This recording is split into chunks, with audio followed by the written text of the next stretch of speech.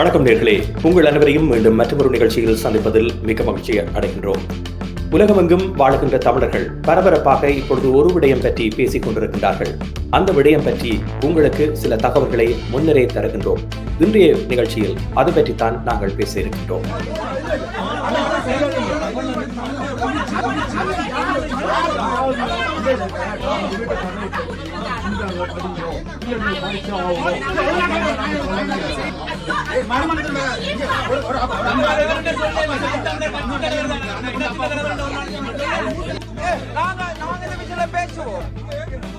நாங்க இந்த விஷயங்களை பேசுவோம். பெரியார பத்தி பேசுறதுல என்ன பிரச்சனை? உங்களுக்கும் பெரியார பத்தி பேசுறதுல என்ன பிரச்சனை?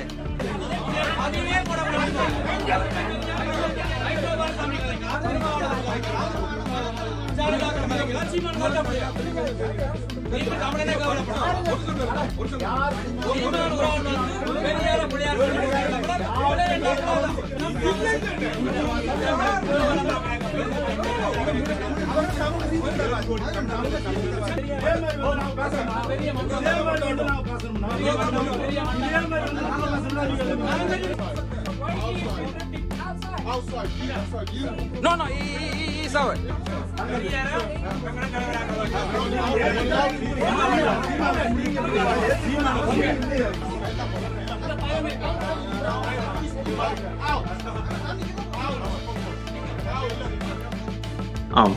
ராம் சொன்ன மாதிரி நாங்கள் ஒரு முக்கியமான விஷயத்தை பற்றி கதைக்கலாம். சமூக ஆர்வலர்களாக நாங்கள் இந்த சமூகத்தில் இருப்பதனால் நாங்கள் இந்த ரியல் எஸ்டேட் துறையில் இருந்தாலும் சில விஷயங்களை பற்றி கதைக்கணும் என்று ஆசைப்படுகிறோம். முதலாவது விடயமாக நாங்கள் எடுக்கிற விஷயம் ஈவேரா அவர்களுடைய சிலை யாழ்ப்பாணத்திலோ இல்ல இலங்கையில முளைக்க போறதுன்னு சொல்லுகிறார். அது மிக முக்கியமான ஒரு விடயம். இந்த சிலைகள் தமிழருடைய இனத்துக்கு ஒரு சவாலாக அமைகிறதா? இது பற்றி முதலாவது விஷயமாக. இரண்டாவதாக நான் விசாரிக்க இன்னொரு விஷயம் இது ஈவேரா தமிழர்களுடைய தலைவரா இல்லையா என்பதுதான். மூன்றாவது, ஈழத்தமிழர்களை பொறுத்தவரை ஈவேராவுடைய பங்களிப்பு என்ன, இது எப்படி கையாளுவது? இந்த மூன்று தான் இன்றைக்கு எடுக்கப்படுற விஷயம். இது ஒரு சர்ச்சைக்குரிய விஷயமா இருந்தாலும் சமூகத்தில் இவை பேசப்பட வேண்டும். பேசினால்தான் நாங்கள் தெளிவான ஒரு மனிதர்களாகவும் சிந்தனை உள்ள மனிதர்களாகவும் உருவாக முடியும். எனவே உலகம் ஒரு வேறுபட்ட ஒரு சோசியல் மீடியா வந்த பிறகு பல்வேறு விடயங்களை ஒரு உலகம் கதைத்துக் கொண்டிருக்கிறது. அது எவ்வளவு மக்களுக்கு பயனுள்ளதாகவோ அல்லது சமூக அக்கறை உள்ளதா சமூக அக்கறை இல்லாமலாகவோ என்று பார்க்க வேண்டிய தேவை ஒரு தனி மனிதனுக்கு இருக்கிறது. மனிதன் எப்போதும் ஒரு குழுவாகத்தான் இயங்குவான். பிரத்யேகமாக தமிழர்களுடைய வெற்றிக்கு அடிப்படை காரணமா இருப்பதும் நாங்கள் ஒரு குழுவாக இயங்குவதுதான். ஈழத்தமிழர்களை பொறுத்தவரை ஒரு சிறிய இனமாக இருந்தாலும் நீண்ட காலமாக சுயாட்சிக்காக போராடுகின்ற இனம். அது அவர்கள் நீண்ட கால ஒரு ஆயுத போராட்டத்தையும் சமூக போராட்டத்தையும் அவ்வாறே அரசியல் போராட்டத்தையும் நடத்தினார்கள். அதுக்கு அடிப்படை காரணமாக இருந்தது அவருடைய கூட்டு முயற்சி. இந்த முயற்சி இப்படிப்பட்ட சர்ச்சைகளுக்குள் சிக்குவனாக சிதைவடைவ வாய்ப்பு இருக்கிறதா? இது பற்றி தான் கதைக்க போறோம். ராமோட சொல்லுங்க. ஆமாம், 2009 ஆண்டுக்கு பின்னர் பல இவ்வாறான சம்பவங்கள் அவ்வப்போது முளைப்பதும் அது பின்னர் அப்படியே காணாமல் போவதும் இருக்கின்றது. இதில் வெற்றி பெற மாட்டோம் என்று இதனை நடத்துபவர்கள் அல்லது இதனை ஒரு இலக்கு நிர்ணயித்து கொண்டு வருபவர்கள் அவர்களுக்கு தெரிந்த விடயமாக இருந்தாலும் கூட அவ்வப்போது இந்த விடயங்களை திசை திருப்புவதற்காக ஈழத்தமிழினம் ஒரு பாதையில் பயணிக்கின்ற பொழுது அதனை திசை திருப்புகின்ற வகையில் அதே நேரத்தில் தங்களுடைய சுய லாபங்களுக்காக இவ்வாறான விடயங்களை கையில் எடுத்து இவ்வாறான விடயங்களை மக்கள் மத்தியில் பரப்ப செய்வது ஒரு வழமையான விடயமாகிவிட்டது. அந்த வகையில் லண்டனில் அண்மையில் இடம்பெற்ற ஒரு கருத்தரங்கு ஒன்றில் இந்த விடயம் பெருசாக பேசப்பட்டது.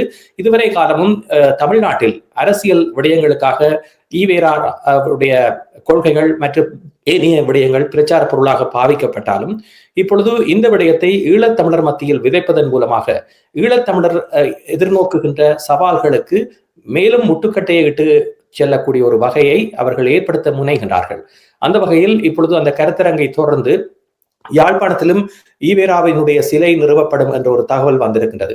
அதற்கு முதல் லண்டனில் இந்த கருத்தரங்கினுடைய தலைப்பை பார்க்க வேண்டும். தமிழினத்தைக்கு ஒரு தலைமை தாங்கக்கூடிய ஒரு தலைவராக ஈவேரா இருப்பாரா என்ற கேள்வியை பலரிடம் கேட்டாலும் அதனை சிரித்துவிட்டு கடந்து செல்பவர்களாகத்தான் பலரும் இருப்பார்கள்.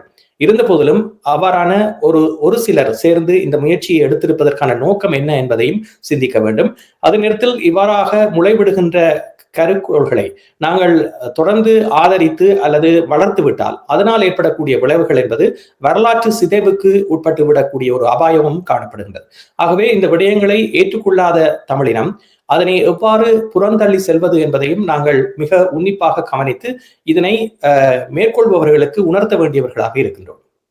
நிச்சயமாக ஈழத்தமிழர்களை பொறுத்தவரையில் 80களிலேயே 80% கல்வி அறிவுள்ள சமூகமாக வாழ்ந்திருக்கிறோம். எங்களுக்கு அடிப்படையில் எல்லோருக்குமே கல்வி அறிவு. எனது தாத்தன் கையெழுத்து போடுவார்.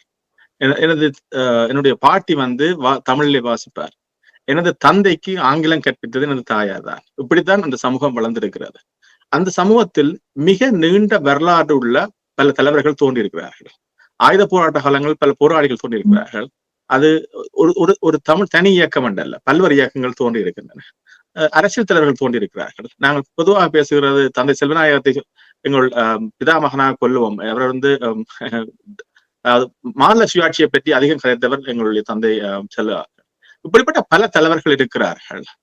இவர்கள் எல்லாரும் கல்வி உள்ளவர்களாகவும் பட்டப்படிப்பை கொண்டவர்களாகவும் சமூகத்தில் நல்ல விதத்தில் வாழ்ந்திருக்கிறார்கள். அவர்களை ஒப்பிடுகிற பொழுது ஈவேரா அவர்கள் ஒரு சமூக பணியை இந்தியாவில் செய்திருந்தால் கூட ஈழத்தமிழர் பொறுத்தவரை அவருக்கு சம்பந்தம் இல்லாத ஒரு மனிதர். அவருடைய பேச்சுக்கள் எங்கள் ஈழத்தமிழுக்கு பொருந்தாத ஒரு சுயமாகவே இருக்கிறது. நாங்கள் எப்பொழுதும் நாகரிகமாக சமூகமாக பேசுவோம். அவருடைய பேச்சை நான் அண்மையில் போட்டு பார்த்த பொழுது அவர் அந்த சில வேளையில் ஒரு கல்வியற்ற சமூகத்துக்கு ஒரு போராளியாக இருந்தா கூட எங்கள் சமூகத்துக்கு தேவையற்ற மனிதராகவே தோன்று வருகிறார்.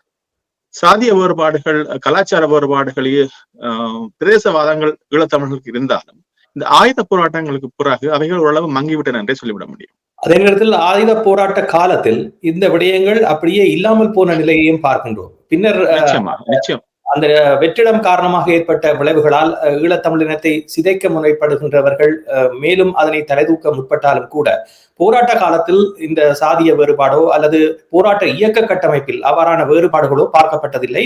அதற்கு எடுத்துக்காட்டாக பலர் இன்றும் வாழ்ந்து கொண்டிருக்கின்றார்கள். அவர்கள் கூறுகின்ற விடயங்கள் எவ்வாறு ஒரு சமத்துவமான ஒரு சமாதானமான இனமாக தமிழினம் இருந்தது என்பதற்கு வடக்கு கிழக்கில் வாழ்ந்தவர்கள் ஒரு சாட்சியாக இருக்கிறார்கள்.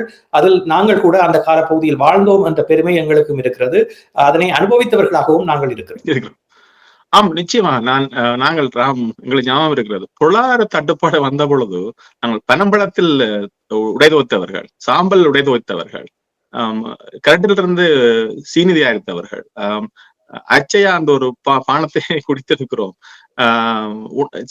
அந்த ஒரு மிக நான் நினைக்கிறேன் யாழ்ப்பாணத்தில் அந்த காலங்களில் பெட்ரோல் வருவதில்லை.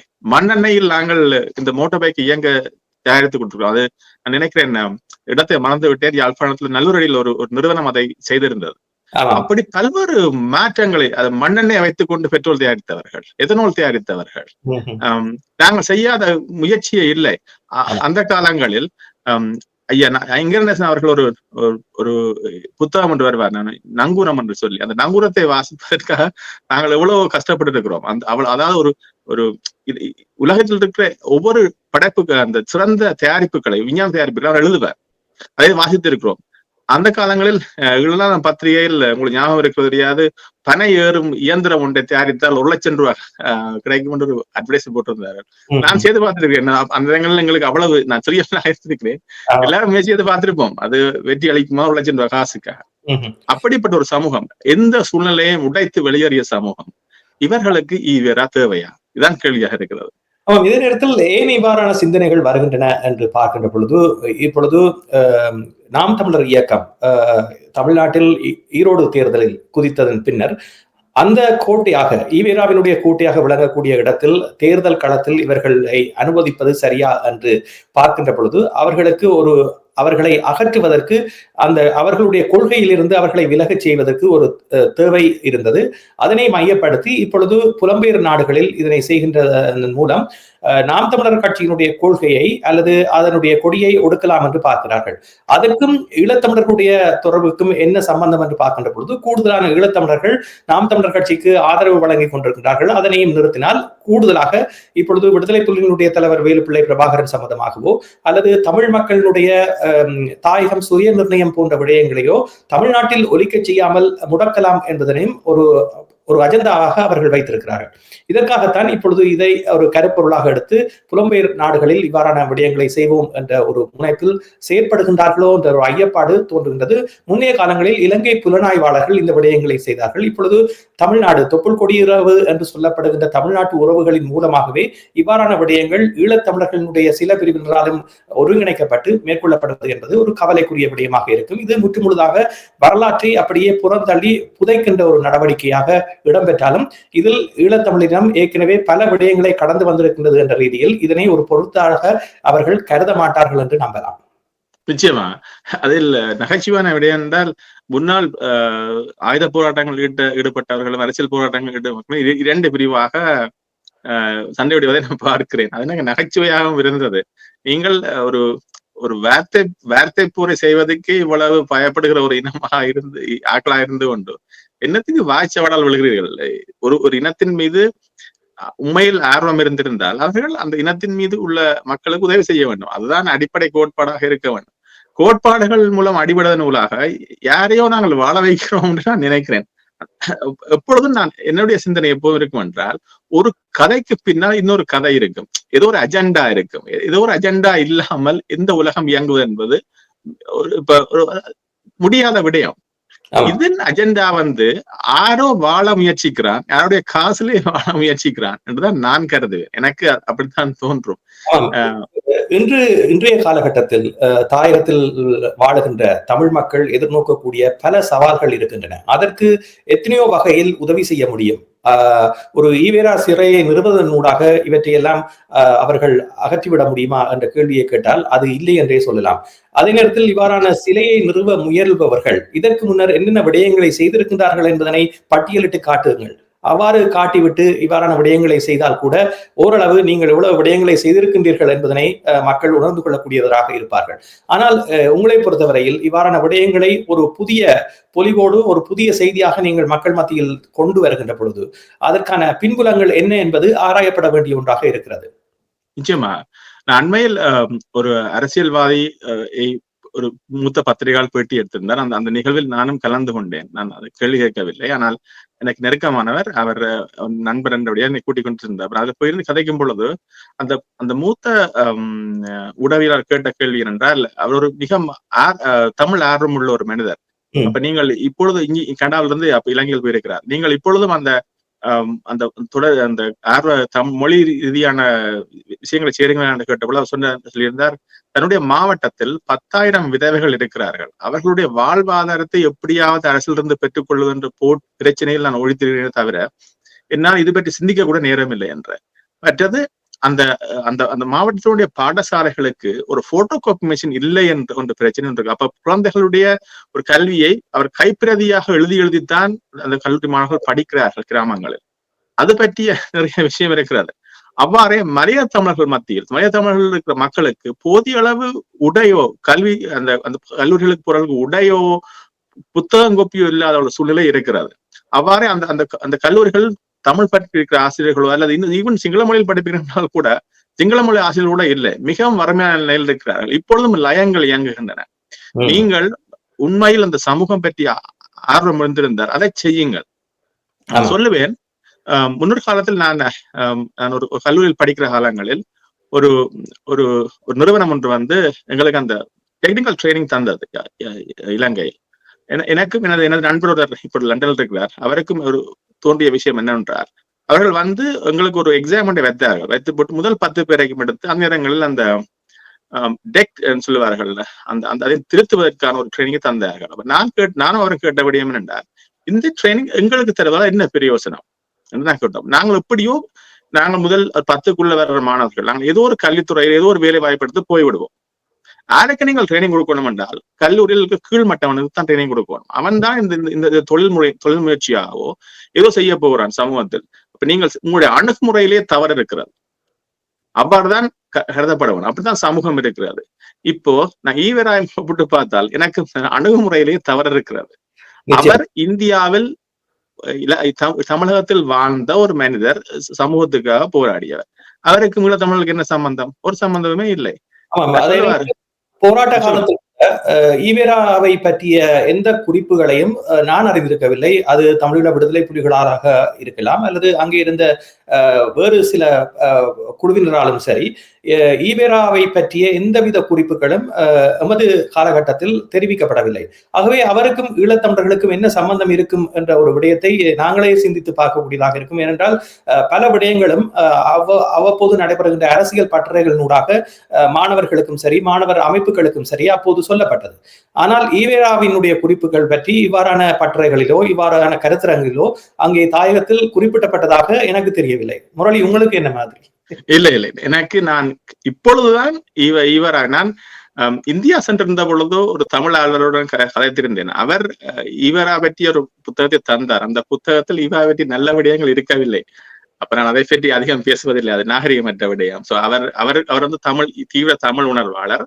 அவர் என்னோட கதைக்கும் பொழுது ஈவரா அவர்களுடைய நடவடிக்கைகள் தமிழ் இனத்துக்கு சரி, அவர் ஒரு போராளியாக இருந்தா கூட இன ரீதியாக அவர் சமூகத்தை கட்டமைக்க முயற்சிக்கவில்லை. அதுவும் விஞ்ஞான ரீதி அவருடைய விளக்கம் எப்படி என்றால் அவர் விஞ்ஞானத்துக்கு எதிரான மனிதர்கள் என்று சொல்லியிருந்தார். அப்ப நான் அதை பற்றி அதிகம் பேசுவதில்லை என்றால் அவர் ஒரு தனிப்பட்ட ஒரு பக்க கதை. அப்ப அதை நாங்கள் பேசுவது சரியில்லை. கட்டப்படுவது பற்றி பலரும் குறிப்பிடுவார்கள். ஒரு அரசியல் இயக்கத்தை கட்டியெழுப்புவதற்கு ஒரு பிம்பம் என்பது மிக இன்றியமையாதது. ஆனால் ஒருவர் வாழ்ந்த பொழுது அவர் செய்த சாதனைகளை வைத்து ஒரு பிம்பம் கட்டமைக்கப்படுகின்ற பொழுது அது வரலாற்றில் நிலைத்து நிற்கக்கூடியதாகவும் அதனை பலரும் பின்பற்றக்கூடிய ஒன்றாகவும் இருக்கும். ஆனால் அந்த பிம்பம் என்பது முற்றிலுமே பொய்யான ஒரு பிம்பமாக சித்தரிக்கப்படுகின்ற பொழுது, அதனுடைய உண்மைத்தன்மைகள் ஆதாரபூர்வமாக வெளிப்படுத்தப்படுகின்ற பொழுது அதனை எவ்வாறு மக்கள் ஏற்றுக்கொள்வார்கள்? ஒரு குறிப்பிட்ட சிலர் அதனை ஏற்றுக்கொண்டாலும் கூட சம்பந்தமே இல்லாத இன்னும் ஒருவர் அவரை தலைவராக ஏற்றுக்கொள்ள வேண்டும் என்று நிர்பந்திப்பது என்பது எந்த விதத்தில் நியாயம் என்ற ஒரு கேள்வியும் கேட்கலாம். சில வேளைகளில் ஈவேரா அவருடைய சார்ந்த கொள்கைகளை பின்பற்றுகின்ற அல்லது அவரோடு பயணிக்கக்கூடியவருக்கு ஒரு தலைவராக இருக்கலாம். ஆனால் ஒட்டுமொத்த தமிழினத்திற்கு ஒரு தலைவராக அவரை ஏற்றுக்கொள்வதற்கு என்னென்ன ஆதாரங்கள் இருக்கின்றன, என்னென்ன விடயங்களை அவர் செய்திருக்கின்றார் என்பதனையும் ஒப்பிக்க வேண்டிய ஒரு நிலை இருக்கின்றது. நிச்சயமாக இந்த விடயங்களை பேச வேண்டும் என்ற தேவை கூட இன்றைய காலகட்டத்தில் இல்லை. ஆனால் ஒரு வரலாற்றில் ஒரு பிழையான முன்னுதாரணத்தை மக்கள் எடுத்து எதிர்காலத்தில் இதுவே ஒரு பிழையான வழிகாட்டியாக வந்துவிடக் கூடாது என்பதற்காக இந்த நேரத்தில் இது பற்றி பேச வேண்டிய ஒரு நிர்பந்தத்துக்கும் ஆளாகி இருக்கின்றோம். ஆமாம், இது ஒரு எங்களுக்கு அது தேவை, ஒரு மண்டையில் குடைகிற விடயம். இது பற்றி பேச வேண்டுமா என்ற விடயம். ஆனால் எங்களுடைய சமூக அக்கறையும் இருக்கிறது. இப்ப இது ஒரு தவறான அணுகுமுறையே நான் ஏன் சொல்லுகிறேன் என்றால், மிக முக்கியம் சமூகம் பற்றி நாங்கள் ஓரளவு கணிப்பா இருக்கணும் என்றால், ஈவேராவோட சிலையை நிறுவனூடாக தமிழ் மக்களை ஈழத்தமிழர்களை பிரிக்கிறார்கள். இதுதான் என்னுடைய முடிவு. பிடிக்கிறார்கள் மட்டுமல்ல, அதை கொண்டு வருகிறவர்களும் ஏதோ ஒரு லாப நோக்கம் இன்றி வரமாட்டார்கள். அவர்களுக்கும் பின்புலங்கள் வேறு அரசியல் நோக்கங்களோ அல்லது இன்னொரு சமூகத்தை இப்ப நாம் தமிழர் போன்ற கட்சிகளுடைய அரசியலை எதிர்ப்பதற்கு முயற்சிக்கோ அல்லது முன்னாள் இராணுவ புலனாய்வினரோ அல்லது மாற்று விடுதலை இயக்கங்கள் இருந்தவர்களோ எதுவாக இருக்கலாம். ஆனாலும் ஒரு மாற்று விடுதலை இயக்கங்கள் இருந்தவர்கள் எல்லா பிள்ளையாளர்கள் நான் என்றைக்குமே ஏற்றுக்கொள்ள மாட்டேன். மிகச்சிறந்த மிக ஆளுமை உள்ள திறமை உள்ள மதர்களும் இருக்கிறார்கள், நேர்மையான மதர்கள் இருக்கிறார்கள். ஐயா அங்கர்நேசன் அவர்களும் ஒரு மாற்று விடுதலைக்கு தான் வந்தவர். ஆனால் அவர் நான் ஒரு 2-3 முறை சந்தித்து கேட்டிருக்கேன். நான் 7 படிக்க காலங்கள் அவருடைய கிளாஸுக்கு நான் போறதை நிப்பாட்டி கொண்டேன் வேறு காரணங்களுக்காக. ஆனால் அவருடைய ஆளுமையை பார்க்கும்போது நான் சிந்திக்கிறேன், நான் மிகச்சிறந்த ஒரு மனிதராக இருக்கிறார். சமூகம் எவ்வளவோ வளர்ச்சி அடைந்து விட்டது. 1960களில் 50களில் பேசிய ஒரு மனிதரை கொண்டு சமூக சிந்தனையாளராகவோ அது தமிழினத்தின் தலைவராக உருவாக்குவது என்ற ஒரு தவறான முடிவு. நீங்கள் வாசிக்க வேண்டுமாக இருந்தால் நான் 3 புத்தகங்களை ரெக்கமெண்ட் பண்ணுகிறேன். நான் வாசித்து முடித்திருக்கிறேன், உங்களுக்கு உதவியா இருக்கும். பராக் ஒபாமானுடைய ஒரு புத்தகத்தை வாசித்திருக்கிறேன் அண்மையில். அவ்வாறு எலான் மஸ்க் என்ன சொல்லுகிறார் என்பதை நான் வாசித்திருக்கிறேன். அவ்வாறு இப்ப புதுசா வந்திருக்கிறது செலவு கொண்டாலும் அதை வாசிக்க கொண்டதுக்காக பில்கேட்ஸையும் தூக்கி வாசிக்கிறேன். இவர்களை வாசியுங்கள். ஏனென்று சொன்னால் இதற்கு பின்னால் எங்களுடைய சமூக வளர்ச்சி முக்கியமா இருக்கிறது. எப்படி பணம் படைத்தார்கள், எப்படிப்பட்ட மனிதர்கள், எவ்வளவு இன்டலெக்சுவல்ஸ், என்னென்ன செய்தார்கள், உலகம் எப்படி மாறிவிட்டது. இப்போ நாள் பழைய குண்டு சட்டையை உரை ஒட்டி கொண்டு நிற்காமல் சமூகத்தில் எப்படி அந்த பிசினஸ் லெவலுக்கு போனார்கள், எப்படி அமெரிக்காவின் பொருளாதாரத்தை எடுப்பதனூடாக உலக பொருளாதாரத்தை பிடித்துக் கொண்டார்கள், ட்ரம்மோடு எப்படி கைகோத்து என்ன செய்கிறார், இதெல்லாம் எங்கள் புரிந்து கொள்ள வேண்டும்.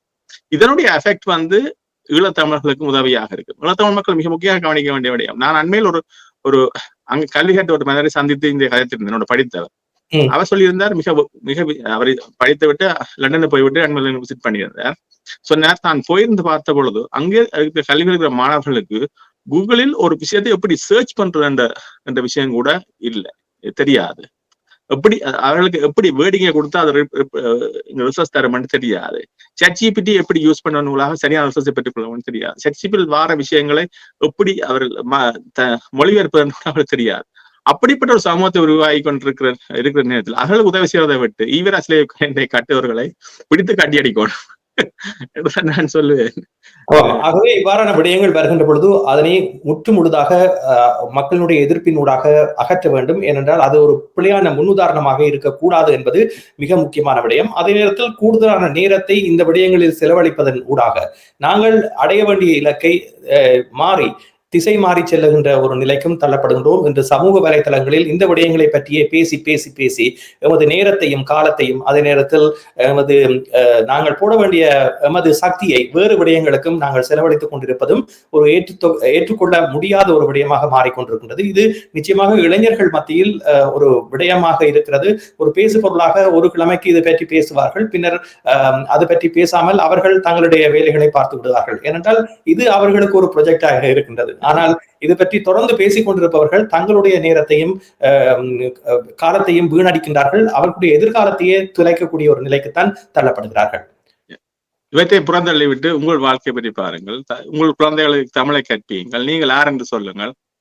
யூத இனம் 2000 ஆண்டுகளாக அடிமையாக இருந்தது. அந்த இனம் எப்படி அந்த இனத்தை காப்பாற்றி வைத்துக் கொள்ளணும் அவருடைய மதம். அந்த மதத்தில் அவர்கள் இரவலும் போது நான் யூத இனம் நான் ஜெருசலேமில் சந்திப்பேன் என்று சொல்லித்தான் படுப்பாரு. அந்த இனம் அப்படிப்பட்ட ஒரு இறுக்கமான இனத்துக்கு உப்பான இனமாக ஈழத்தமிழர்கள் வாழ்ந்துவிட்டு இப்படியே தேவையற்ற ஒரு சர்ச்சைகள்ல பிரயோசனம் இல்லாத மனிதர்களை கொண்டு நாட்டில் உருவாக்குவதாக நாளைக்கு ஒபாமாவை கட்டுவார்கள், ட்ரம்மை கட்ட போகிறார்கள். இப்படித்தான் ஓடிக்கொண்டிருக்கும். இந்த சிக்கலில் மாட்டிக்கொள்ளாதீர்கள். என்னிடம் ஒரு கேள்வி முரளி. இப்பொழுது ஈழத்தமிழர்கள் அவரை ஒரு தலைவராக ஏற்றுக்கொள்ளக்கூடிய நிலையில் இல்லை என்பது உண்மையான விடயம். ஆனால் இப்பொழுது அவரை ஒரு தமிழினத்தின் தலைவராக கொண்டு வருவதற்கான முக்கிய காரணமாக நீங்கள் இதனை பார்க்கிறீர்கள்? சமூகத்தை பிரித்து விடுவதுதான். இப்ப நீங்கள் பாருங்கள், இது எப்படி உருவாகும்? ஈழத்தமிழர்களுக்கு தலைவராக உருவாக்கினால் இப்ப இந்திய கட்சிகளினுடைய இதுக்கு தமிழர்கள் சார்பாக போவார். ஒரு சிலர் எதிராக போவார்கள். போனால் நடக்கும். இது பற்றிய சர்ச்சைகள் ஓடிக்கொண்டிருக்கும். கொஞ்சம் பேர் சீமானை ஆதரிப்பார்கள், கொஞ்சம் பேர் திமுக ஆதரிப்பார்கள், அதிமுக ஆதரிப்பார்கள், பாமக போவோம். இப்ப இப்படியே சுத்தி கொண்டிருக்கும். பிரச்சனை என்ன? ஈழத்தமிழர்களுக்கு சுயாட்சி இல்லை. நாங்கள் அந்த இடத்திலிருந்து அகற்றப்படுகிறோம். அங்க விகாரைகள் கட்டப்படுகின்றன. தமிழுடைய கலாச்சாரம், பண்பாடு, நாகரிகம் எல்லாம் அளிக்கப்படுகின்றன. கொஞ்ச காலங்களில் ஈழத்தமிழர்கள் தமிழே இல்லாமல் ஒரு சிங்களம் பேசுகிற மாதிரிகளா மாறுவார்கள். எப்படி இலங்கையின் ஒரு சில பகுதிகள், கீழே பகுதிகள் எப்படி மாறினார்கள் அப்படி மாறுவார்கள். அவர்களுக்கு இது ஒரு பிரச்சனையாக தோன்றாது. நான் சிங்களம் கேட்டால் எனக்கு வேலை வாய்ப்பு வரும் நிலை வரும். அப்படியே அழிந்து போவோம். ஆமாம், ஒட்டுமொத்தமாக தமிழர் என்ற ஒரு குடையின் கீழ் இருக்கின்ற விடயங்களை பிரித்தாளுகின்ற ஒரு சூழ்ச்சியாகவும் இதனை பார்க்கக்கூடியதாக இருக்கின்றது. ஏனென்றால் இனம், மதம், மொழி என்ற விடயங்களை கடந்து தமிழர் என்று எல்லோரும் ஒன்றிணைகின்ற பொழுது, இந்த மொழிக்கு முக்கியத்துவம் கொடுத்து தமிழர் என்ற ஒரு குடையின் கீழ் வருகின்ற பொழுது அதனை பிரித்தாளுகின்ற சூழ்ச்சியில் ஒருவரும் சிக்கக்கூடாது என்பதுதான் எங்களுடைய ஒரு மிகவும் அன்பான வேண்டுகோளாகவும் இருக்கின்றது. ஏனென்றால் தமிழர் என்று இருக்கின்ற பொழுது அதனுடைய பலம் என்பது வேறு எங்கோ இருக்கின்ற ஒரு பலம். அந்த பலத்தை சிதைக்க முயற்சிக்கின்றவர்களுக்கு இது ஒரு விடயமாகவும் இருக்கிறது. நிச்சயமா.